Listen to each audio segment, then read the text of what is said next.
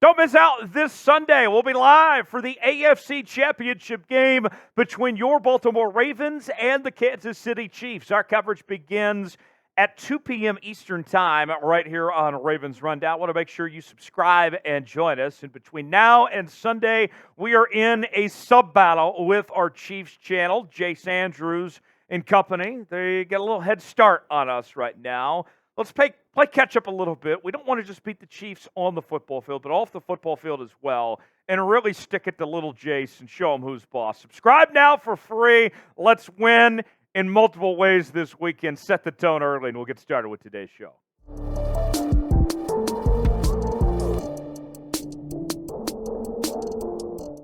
Tyler Jones here with you. Thanks for joining us here on this edition of a Ravens Rundown as we go behind enemy lines today and go over the injury report for the Kansas City Chiefs. There's a major development today about Joe Thuney, their offensive lineman, likely not going to play. We'll talk about him, Kadarius Toney, and others, and what this all means for the Kansas City Chiefs and for the Ravens and their game planning for this one. Let's go over the injury report for Kansas City piece by piece here. Derrick Nnadi with a triceps injury. He is questionable. Kadarius Toney with a hip injury, also questionable. He is not playing in a few weeks.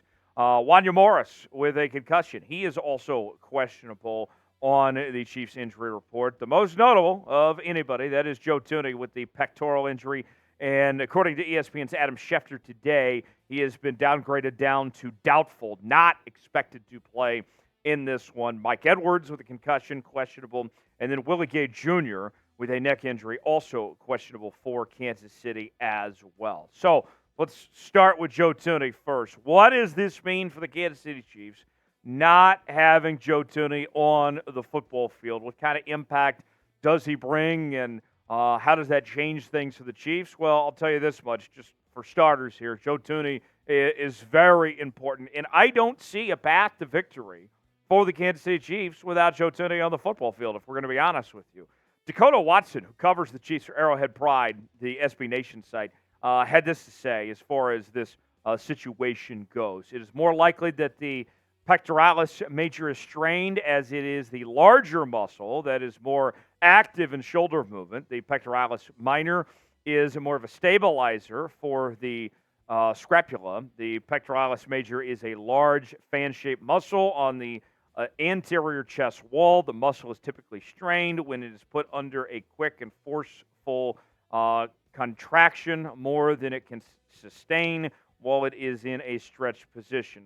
So the numbers on Joe Thuney, when you look at PFF, he is a guy that Kansas City has been very dependent on, very reliable. He was on the field for 97% of snaps this season, over 1,000 in the 2023 campaign. Overall grade, solid, 74.6. Pass blocking, which is a huge part, obviously, of Kansas City's offense, with how much Patrick Mahomes and company throws the football, 83.4, run blocking, 66.1. And the dependability, the reliability he brings to the table, only missed 2 starts in an 8-year stretch in his career, dating back all the way to his time in New England. In his place would be Nick Allegretti, would fill in that void and just doesn't bring the same pizzazz of sorts to the table that you see with Joe Thuney on that front. So that, I think, is a huge loss for this Kansas City Chiefs team. And just to kind of put it in perspective, last week before the injury, when he was going up against Ed Oliver, one of the better pass rushers in football last week, did not really allow Oliver to do much at all, as his matchup rate was 76.9%.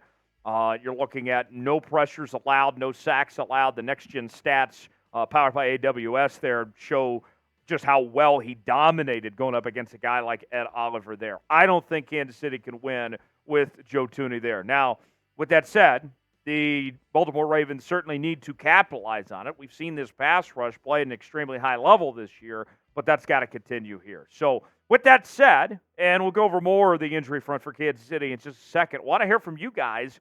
Who's going to win this one? Is it Baltimore or is it Kansas City? Type BAL for the Baltimore Ravens. Type KC for the Kansas City Chiefs. and let us know what you think in the comment section, how you think this game ultimately plays out.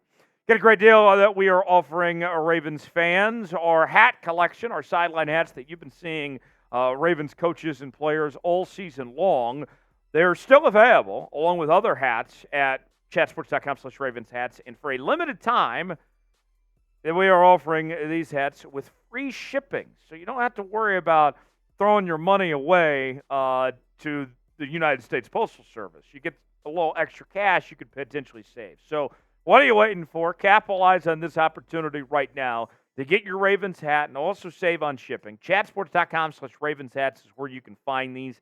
Get yours today. Chatsports.com/Ravens hats to get yours on sale now.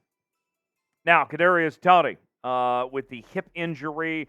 What does this mean for Kansas City not having Kadarius Toney in the lineup? Well, I'll say this much. Kadarius Toney, for as much as he is talked about and the attention that people say about Kadarius Toney, there's not a whole lot he actually offers that he brings to the table here. This season had 27 catches, just 169 yards, 6.3 yards of reception, 1 touchdown. Yes, he did make a big impact in that Super Bowl last year, but the truth of the matter is he hasn't even played for Kansas City since Week 15. And when we have seen him, he has been a liability. He cost them the first game against the Buffalo Bills earlier this year. Kansas City's offense, quite frankly, has been better without him because they're not getting these silly mistakes, the Toneyisms where he stands in his own team's way. So I don't think that this is a huge deal. It certainly is a big name not having Kadarius Toney. But when you look into it, look at what this Chiefs team has done in the postseason. We've seen Rashee Rice just come alive and really has been a star in the making, really just became a star in front of us with what he's done, leading this team in receptions. Tied with Travis Kelce there, 177 yards, a touchdown, nearly 15 yards of reception. Rashee Rice has been awesome. Travis Kelce has played really well in the postseason, specifically what he did against Buffalo this past week. And even Valdez-Scantling has stepped up a bit, especially when you talk about his yards per reception, 23.3 yards. I would say this Chiefs offense is playing the best that it has played all season at this point. Now, it kind of goes without saying, but it is a good reminder that when you take on the Kansas City Chiefs, the number one priority is shutting down Travis Kelce, doing what you can to take away Travis Kelce. And I think back to when Tyreek Hill was around and when the Chiefs would play the New England Patriots. The thing that Belichick did so well for many years was taking away Travis Kelce and said, look, I'm going to make Mahomes and Tyreek Hill try to beat me. If you're the Baltimore Ravens, try to take away Travis Kelce and you say, all right, let's see if Rashee Rice and Pacheco and these others can beat us. I would be willing to take that chance. Travis Kelce, did he have a down year? Sure. But he's still one of the best tight ends in football.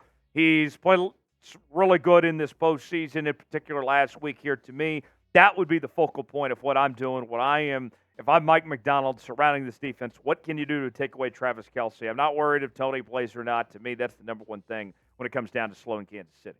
Now, with this being the AFC Championship game, and I think that obviously there's a lot of hate about this week, right? Huge game for both sides. I want to know what you hate most about the Kansas City Chiefs. There's a lot to choose from here. I mean, do we start with Jackson Mahomes, Brittany Mahomes? Is it T. Swift? Is it Mahomes when he's always begging for penalties on the football field? Is it Travis with his attitude where we see him always trying to be in the spotlight all the time? I mean, what is it? There's a lot you could choose from. What do you hate most about the Kansas City Chiefs? Very curious. Let me know in the comments section. Subscribe now to a Ravens Rundown. Make sure to join us coming up this weekend for the Ravens and the Chiefs, our watch party here on the channel. We'll see you then. Have a great rest of your day.